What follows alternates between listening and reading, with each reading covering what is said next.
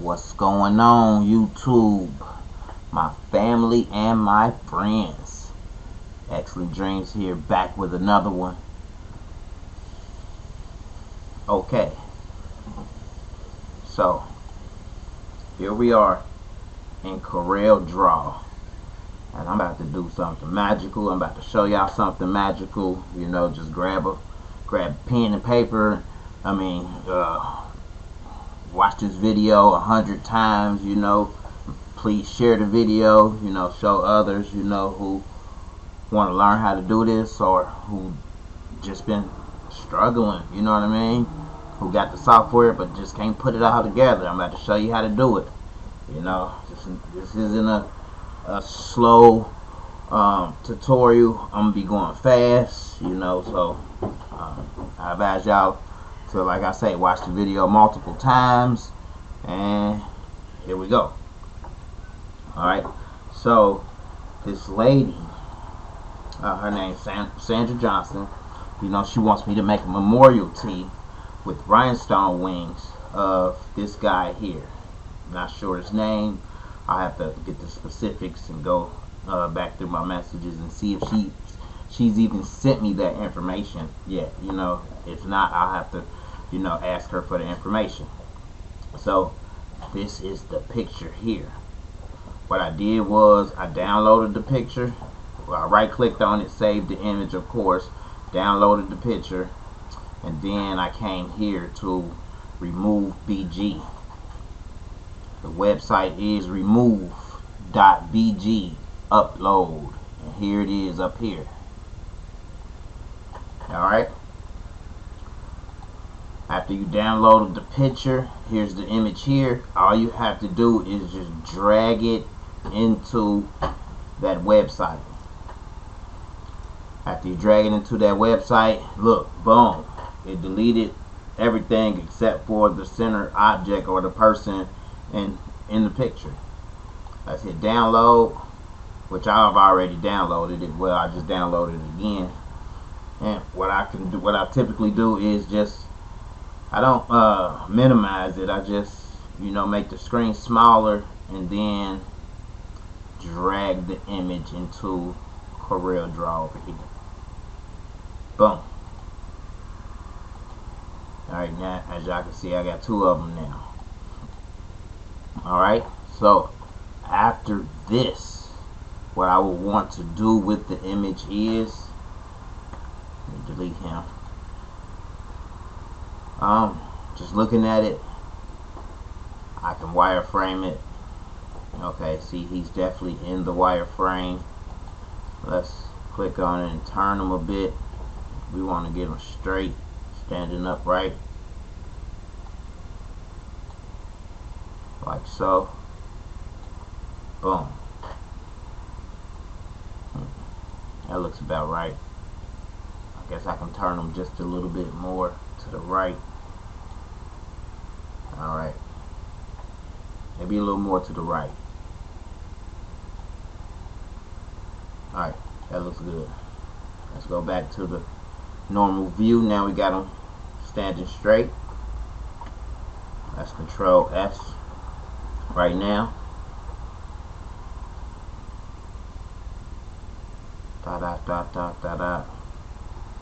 Just put a save on it. Come on, Corel. Alright, here we go. Now, right off the bat, I'm just gonna fix this shoe just because I need to. So I just grabbed my object tool, I be forgetting what they call sometimes, y'all, please forgive me. The Ellipse Tool, and I just drew a circle real quick.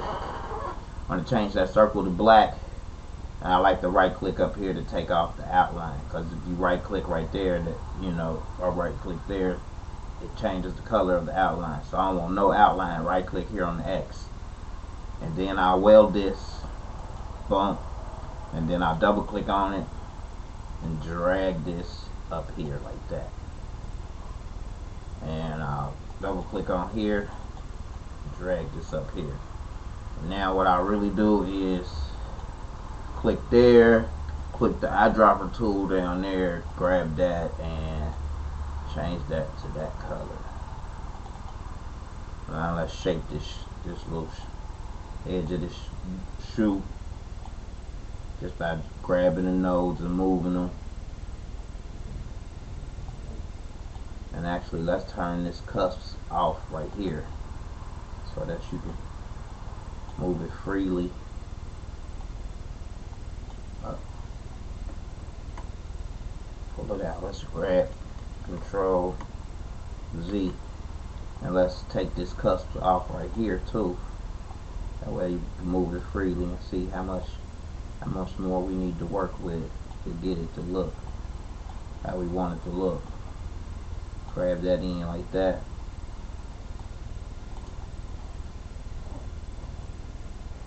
And then let's put a node here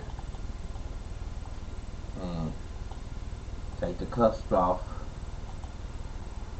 and let's actually turn it to a line.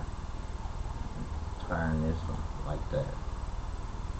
Now I know I need to double click here, drag that in. We're just trying to redo the sole that was missing on the shoe, and let's actually turn that to a curve. Maybe add another curve right here.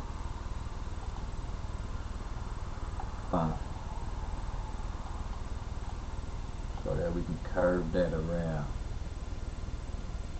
Yeah. Bring this up into here a little bit. And then let's curve that around. Take the cusp off and curve it back all the way in, like so.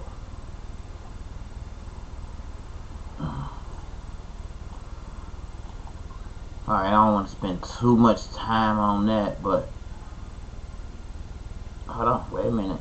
I see it.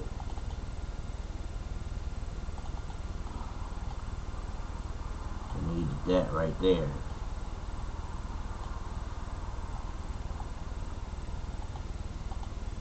Yeah, now from afar, bring this up a little bit. Yeah.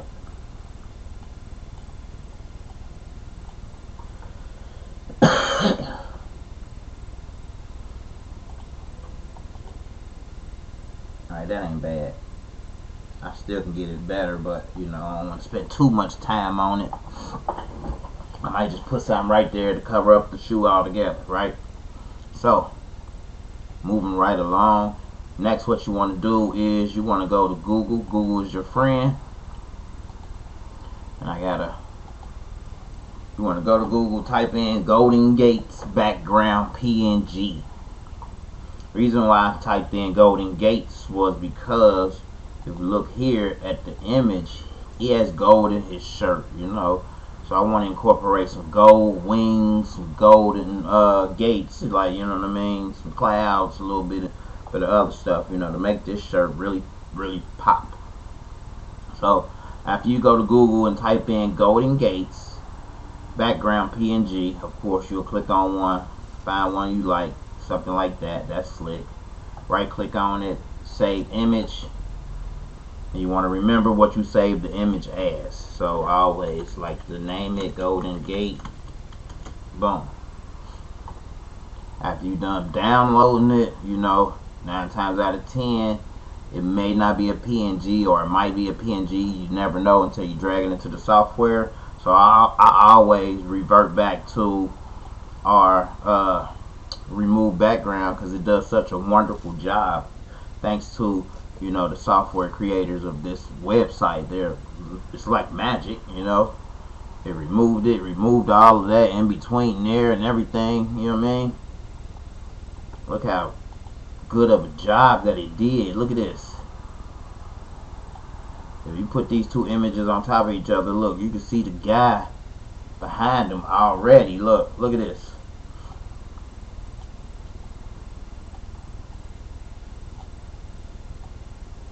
You know, that's crazy, man. Now CorelDraw can do that, but it takes just a little more work, a little more clicking and whatnot. Like, you know what I mean? Let's of course move this to the back. I like this, man. That's slick. Of course I got a couple other ones. Look how the shirt is coming together already. If I was just to do it like this, y'all. If I was just to leave it like this, you know what I'm saying? Now, as you can see right now, when I drag it, see the outline of the two images that are being used. You want to use that, and keep in mind that that's the size of both of them. So look, watch this. You see the boxes here, around here. That's how big that image actually is. This image here.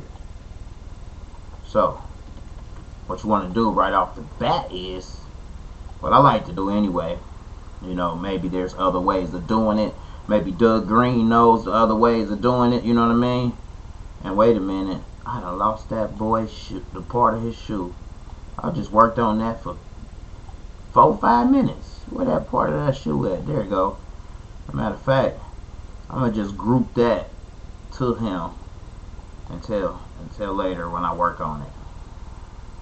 So let me just get it back in where it was at, or something like that.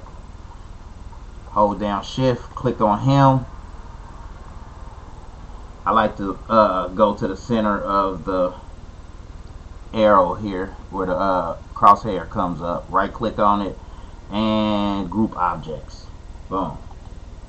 Now when you drag them, they'll move together. There we go. Let's position him back over here. Even though, well, let's just work on him right now. As you can see, I got him turned, and you see the squares, boxes that represents all of this space that's used right now. What I like to do is I like to go into Wireframe. I like to grab my rectangle tool, and I just like to go in there and do my own sort of a crop on him. You know, that's good on that side. I'll do another rectangle on this side.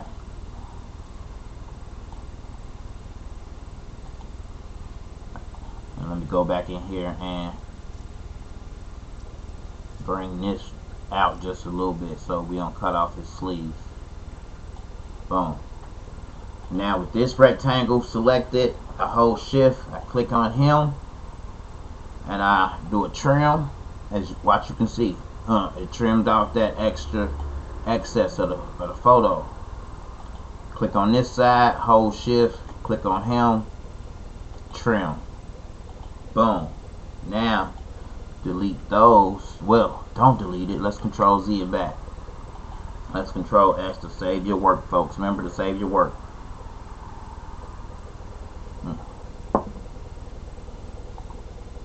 So now that we got him chopped off, I'm sure there may be another way of doing it, but once again, this is how I do it, y'all. You know, I'm sure I could have went into what's this? Let's go back to the enhanced view. I'm sure I could have clicked on them, right clicked on them, and then went to a converting them to a bitmap first of all. Like,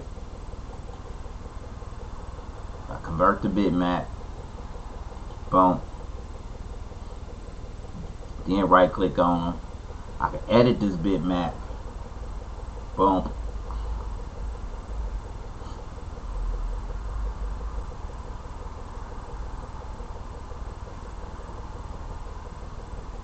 come on bitmap editor.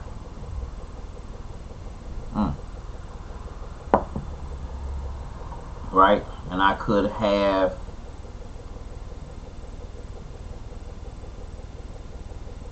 see, that's good, and it's got the transparent box around them. I could have got it a little better. Like I said, I'm not a pro at this yet, y'all. Don't really know how to use Corel Photo Paint as much as I know how to use, when we close this down, all of these settings.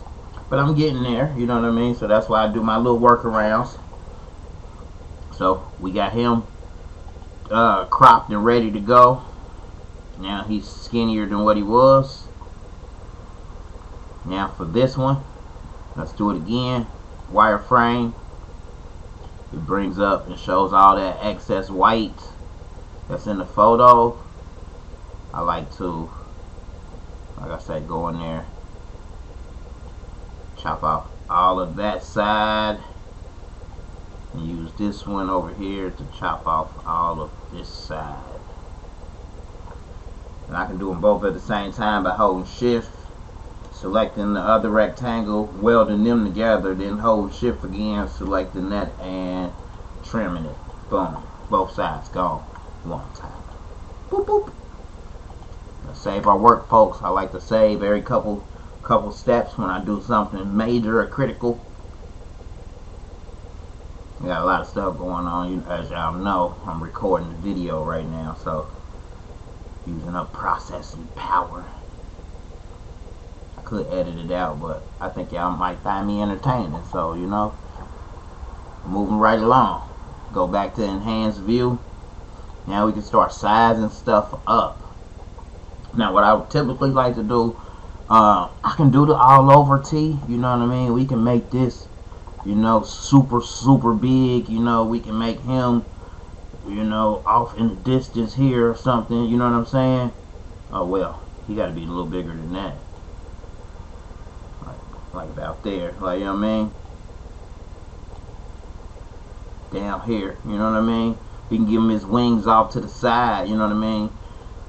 Place him dead center for sure. Give him big wings. Let me see what's the size of this, and do an all over sublimation. Of course, we have to make our workspace a little bigger, probably about 45 by 45. You know what I mean? And then I don't quite remember the specs, but I think the image needs to be about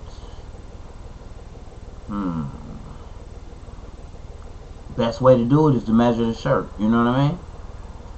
Best way to do it is to measure the shirt. So right now I'm doing it just for tutorial purposes.